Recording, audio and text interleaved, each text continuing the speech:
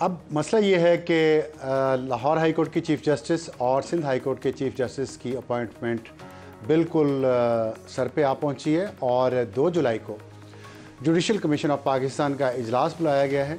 और पहली दफ़ा, या शायद पहले भी इसकी एग्ज़ाम्पल हो, लेकिन अभी लग रहा है कि जैसे ये पहली दफ़ा हुआ है कि ना सिर्फ ये कि जो सीनियर मोस्ट जज हैं लाहौर हाई कोर्ट के और सिंध हाई कोर्ट के, उनका नाम कंसिडर किया जाएगा चीफ़ जस्टिस के लिए, बल्कि उनके बाद जो 2 सीनियर जजेस हैं उस लिस्ट में उनके नाम भी कंसिडर किए जाएंगे। तो अब 3 जजेस में से एक जज को chief justice Sindh high court और दूसरी तरफ 3 के पैनल में से chief justice Lahore high court appoint किया जाएगा। लेकिन इसके साथ हुआ ये है कि पाकिस्तान बार काउंसिल और पंजाब बार काउंसिल दोनों ने एक ख़त लिखा है चीफ़ जस्टिस ऑफ पाकिस्तान काजी फ़ायज़ ईसा साहब को, जिसमें उन्होंने इस बात पर ज़ोर दिया है कि जो सीनियरिटी का जो रूल है, जो ट्रेडिशन है, उसको फॉलो किया जाए और चीफ़ जस्टिस सिर्फ उसी को बनाया जाए जो सीनियर मोस्ट हैं। और इसके बारे में उन्होंने एग्ज़ाम्पल दी हैं काजी फ़ायज़ ईसा साहब के माजी में लिखे गए खतूत और कई गई बातों का कि आपने हमेशा सीनियरिटी को प्रमोट किया कि सीनियर मोस्ट को चीफ़ जस्टिस होना चाहिए। तो अब ये वो वक्त है, लेकिन अब ये जो मुख्तलिफ एक बात हो रही है और ये जो इख्तलाफात सामने आ रहे हैं जजेस तो नहीं, सॉरी, वकला के दरमियान, इसकी वजूहत क्या है, इस पर हम बात करेंगे। हमारे साथ मौजूद हैं हाफिज़ एहसान अहमद साहब, जो वकील हैं, सीनियर वकील हैं, सुप्रीम कोर्ट के माहिर कानून हैं, और हसनात मलिक साहब, जो बहुत सीनियर जर्नलिस्ट हैं, लेकिन सुप्रीम कोर्ट और हाई कोर्ट के तमाम अंदरूनी और बैरूनी मामलात पर गहरी नज़र है। हसनात साहब, आपसे मैं बात शुरू करूँगा। आप मुझे ये बताइएगा कि ये जो एक नया एक मसला खड़ा होने जा रहा है, शायद उस पर पाकिस्तान बार काउंसिल ने भी कह दिया, एक ग्रुप ने कहा है और पंजाब बार काउंसिल ने भी कहा है, इसके पीछे क्या वजूहत हैं? ये खतूत जो लिखे गए हैं इस वक्त, इसकी क्या वजूहत है? देखिए, जो खतूत लिखे हैं ये मेम्बरान वो हैं जो प्रोफेशनल ग्रुप से हैं, जिनको अमूमन हम उर्फ़ आम में हामिद खान ग्रुप को कहते हैं। ये वो ग्रुप है जिसे प्रो PTI भी कहते हैं। अच्छा। एक इंडिपेंडेंट ग्रुप है आसमा ग्रुप, जो इस वक्त प्रो गवर्नमेंट प्रो नून लीग ग्रुप है वकीलों में, बार पॉलिटिक्स में, और एक professional group Hamid Khan group जो प्रो PTI। अब हामिद खान साहब इसमें भी कोई सियासी जमातों वाली सियासत ही चल रही है इसमें? सियासी जमातों की भी है। अब इसमें रूल आउट नहीं किया जा सकता कि इस वक्त हुकूमत जो है वो चाह रही है कि लाहौर हाई कोर्ट के जो एक्टिंग चीफ जस्टिस हैं शुजात अली खान, उनको चीफ जस्टिस बनाया जाए, नहीं तो बाकर नजफी साहब को बनाया जाए। अब जो इनफॉर्मली ये डिस्कशन हुई थी 7 जून को 9 मेम्बरान के दरमियान, तो वहाँ ये डिसाइड हुआ था इनफॉर्मली कि इन दोनों को सुपरसीड डिसाइड तो नहीं होगा, डिस्कशन हुई होगी जी, कंसेंसस बिल्ड शायद हुआ हो जी, कंसेंसस हो गया होगा, यानी वो तो इसी वजह से मीटिंग अब 2 को बुलाई गई। उसमें यह था कि जस्टिस आलिया नीलम को चीफ जस्टिस बनाया जाएगा। अब यह है कि हुकूमत जो है वो तो चाह रही है कि शुजात अली खान साहब, अब शुजात अली खान साहब या बाकर नजफी साहब को हुकूमत के पास इस वक्त नंबर है 2, attorney general law minister 2 ward हैं, एक पाकिस्तान बार काउंसिल के मेंबर अख्तर हुसैन, फिर भी 2 वार्ड चाहिए, 9 में से 5 कम अज़ कम चाहिए। जब आप हुकूमत कहते हैं तो आपका मतलब है जो निज़ाम चल रहा है जी, वो ये चाहते हैं जी, तो ये आपके ख्याल में ये मुनासिब बात है कि बजाय इसके कि मेरिट पे और सीनियरिटी और मेरिट सब कुछ, जो बार काउंसिल ने भी ये लिखा तो है, लेकिन वो मेरिट को उतनी अहमियत नहीं दे रहे, सिर्फ सीनियरिटी पे जोर दे रहे हैं। देखिए, जो सीनियरिटी पे जोर दिया जा रहा है सिर्फ बिल्कुल पहली दफ़ा इतना नहीं, एक ग्रुप की तरफ से।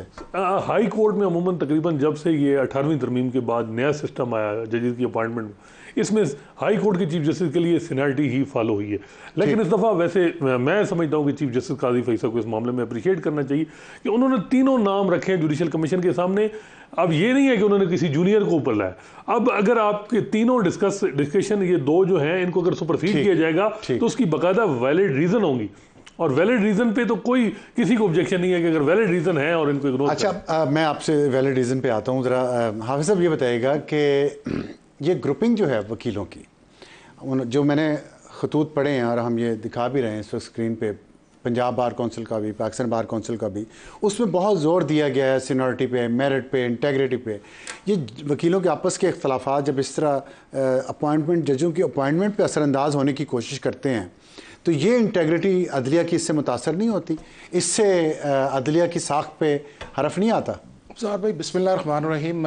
एक तो बड़ी मुनासिब बात इस चीज़ के अंदर है कि पाकिस्तान का जो जुडिशल सिस्टम है और उसकी जितनी भी टॉप के अपॉइंटमेंट्स है जो 3 टीयर्स पे आती हैं। पहली टीयर है आपका हाई कोर्ट की एलिवेशन, दूसरा टीयर आपका आता है कि आप हाई कोर्ट से सुप्रीम कोर्ट के अंदर चले जाते हैं, और तीसरा टीयर वो है कि आप हाई कोर्ट के अंदर रहते हुए उसी सूबे के चीफ जस्टिस बनते हैं। ये 3 टीयर्स हैं, और तीनों टीयर्स के अंदर हमेशा से एक बहस चली आती है कि क्या पाकिस्तान का जुडिशल प्रोसेस अपॉइंटमेंट का ठीक है या नहीं है। उस पर मैं आप सब बार एसोसिएशन इस बात पर मुत्तफिक हैं कि बावजूद इस चीज़ के कि 18th अमेंडमेंट आ गई है, पाकिस्तान का जो जुडिशल प्रोसेस है अपॉइंटमेंट का, उसके अंदर ट्रांसपेरेंसी की और उसके अंदर कॉम्पिटेंसी प्लस इंटेग्रिटी की बहुत बड़ी गुंजाइश है।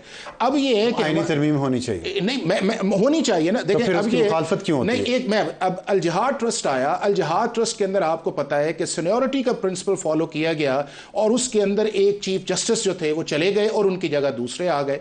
उसके बाद इस इशू को एड्रेस किया गया 2010 के अंदर जब पीपल्स पार्टी ने 18th अमेंडमेंट लाई, और वो भी आपको पता है कि पहले अमेंडमेंट्स कुछ और थी आर्टिकल 175A के नीचे, लेकिन जो फॉर्मर चीफ जस्टिस थे उन्होंने कहा कि अगर आप इस पिच पे आएंगे तो बात आगे बढ़ेगी, और इसलिए आपने देखा कि 20th कॉन्स्टिट्यूशनल अमेंडमेंट आई जिसके अंदर एक प्रोसेस किया गया। अंडर थ्रेट आई।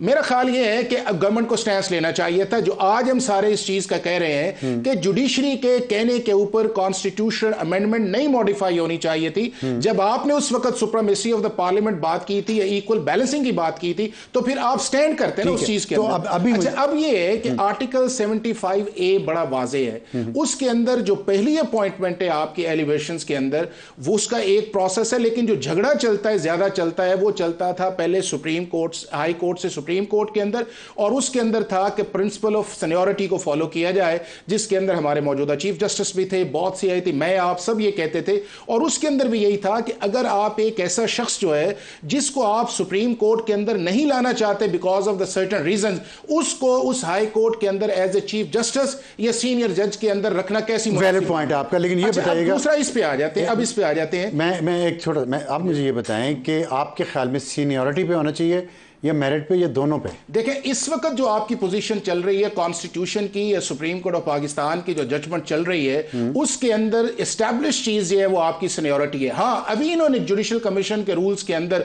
सर्टेन मॉडिफिकेशंस की है, वो हुई तो नहीं, अभी हुई नहीं है, वो लास्ट स्टेट पे था। उसके अंदर एक पैनल्स का कॉन्सेप्ट, तो क्या अगर ऐसा हो जाए कि सीनियर को नहीं बनाया जाता तो ये कोई वायलेशन होगी रूल्स की? नहीं, उसके अंदर एक बड़ा मेजर चेंज आएगा। वो ये चेंज आएगा इसके अंदर है कि पहले तो अगर आप हाई कोर्ट से एक चीफ जस्टिस को नहीं लेके आते या दूसरे नंबर को नहीं लेके आते, उससे तीसरा या चौथा ले आते हैं तो हाई कोर्ट की सीनियरिटी डिस्टर्ब नहीं होती।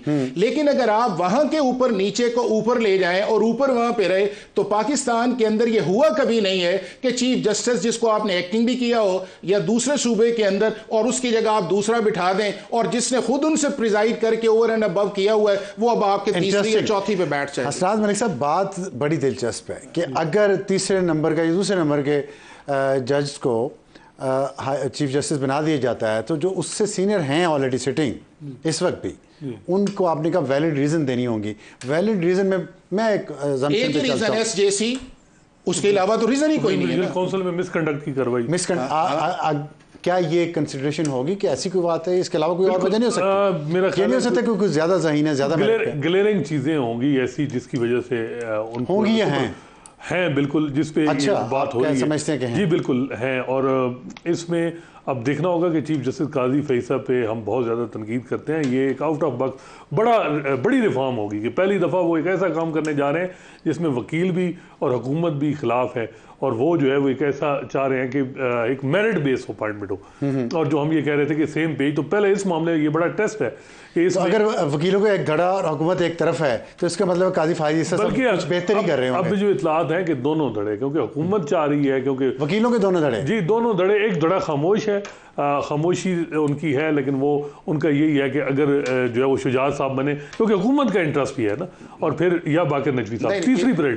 अब मसला ये है कि जो वकीलों का है वो दोनों, लेकिन जस्टिस काजी फैसला जो है वो मेरा ख्याल है कि उन्होंने बड़ी वाज़े जो चीज़ें अगर ग्लेयरिंग हैं कि किसी के खिलाफ कोई रिपोर्ट है, किसी ने के मिसकंडक्ट पे इश्यूज़ है, तो मेरा ख्याल है कि सुपर सीट हो जाए तो कोई हर्ज नहीं। ऐसा नहीं। अच्छा कैसे है बताएं आप। मैं आपको अब ये है कि जो एक आर्गुमेंट बिल्ड किया गया है कि लॉयर्स का एक हल्का जिसको पीटीआई करती है और दूसरी तरफ गवर्नमेंट है, क्या गवर्नमेंट और पीटीआई किसी एक नाम पे आ सकते हैं? पहले तो इस चीज को क्या ये आर्गुमेंट बाय किया जाता है? अभी तो इस मामले में तो आ रहे हैं। देखिए सिंध हाई कोर्ट में भी एक मसला है ना, सिंध हाई कोर्ट के चीफ जस्टिस भी आना है, वहां भी हुकूमत और पीटीआई एक पेज पे लग रहे हैं, पंजाब में भी हुकूमत और पीटीआई एक पेज पे लग रहे हैं। नहीं ऐसी नहीं आपने खुद कहा दोनों धड़े चार ये कह रहे हैं ना मलिक साहब, ये कह रहे हैं, मलिक साहब जो बात कह रहे हैं बात तो ठीक है, दोनों धड़े कह रहे हैं कि सीनियर होना चाहिए। नहीं देखिए, दोनों धड़े कह रहे हैं कि सीनियर होना चाहिए। पाकिस्तान का चीफ जस्टिस जो है, इन्होंने हर जो सुप्रीम कोर्ट के अंदर अपॉइंटमेंट की है उसके अंदर इन्होंने सीनियरिटी के प्रिंसिपल को फॉलो किया है और उन्होंने कहा कि सीनियरिटी आनी चाहिए जब ये चीफ जस्टिस नहीं थे। अभी एक मेजर शिफ्ट आया है कि जिसके अंदर पंजाब से जब 2 चीफ जजेस गए हैं तो सीनियरिटी का प्रिंसिपल फॉलो नहीं किया गया और वहां पे और सारी कंसिडरेशन है। अब वो कंसिडरेशन नहीं है। नहीं, इन दो जजेस को सुपर वजह क्या है?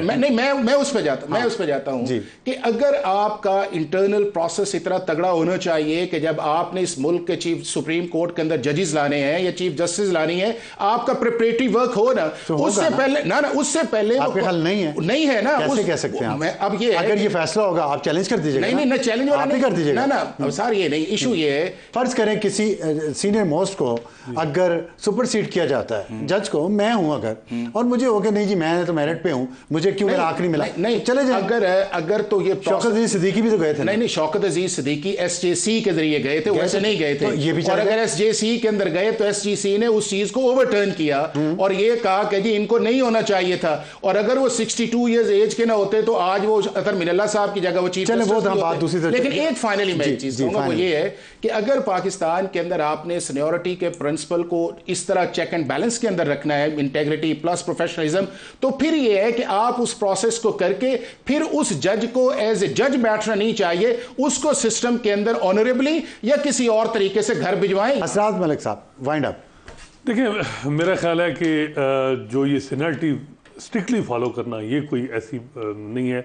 अगर हमने देखा है कि अदलिया का जो इस वक्त तबाही है, वजह यह है कि सीनियरिटी को फॉलो करके जब और कंसिडरेशन को नहीं देखा गया, शायद सिंध हाई कोर्ट में एक चीफ जस्टिस 5 साल रहे, उन्होंने तबाही कर दी पूरे हाई कोर्ट की। यहाँ भी मेरा ख्याल है कि लाहौर हाई कोर्ट बड़ा हाई कोर्ट है, 10 करोड़ आबादी है, तो कॉम्पिटेंसी इंटीग्रिटी सारे अवामिल देख के जो भी है उसको लगा दें।